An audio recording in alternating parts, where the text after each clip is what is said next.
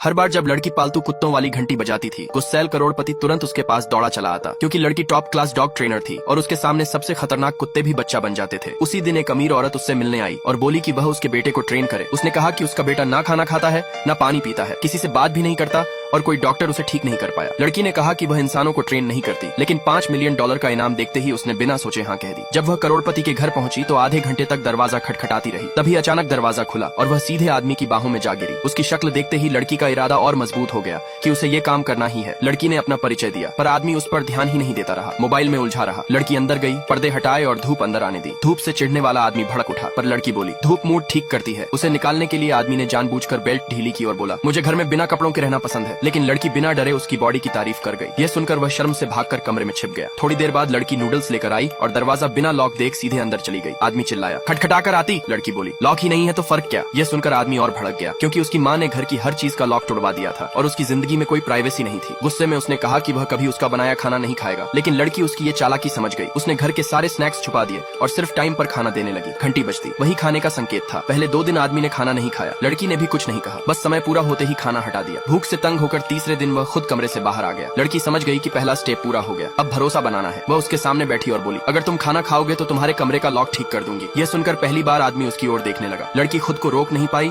और उसके सिर पर हल्का सा हाथ फेर दिया। कमरे में लौटते ही आदमी का दिल अजीब तरह से तेज धड़कने लगा। कुछ दिनों बाद लड़की ने वादा निभाकर उसका लॉक ठीक करवा दिया और चाबी उसके हाथ में रख दी। उसी रात आदमी ने चुपचाप खाना खाया और खाना खत्म होते ही वह पिघलकर लड़की के पास आया और धीमे से बोला क्या तुम आज भी मेरा सिर सहला दोगी। पार्ट 2 देखने के लिए सब्सक्राइब की।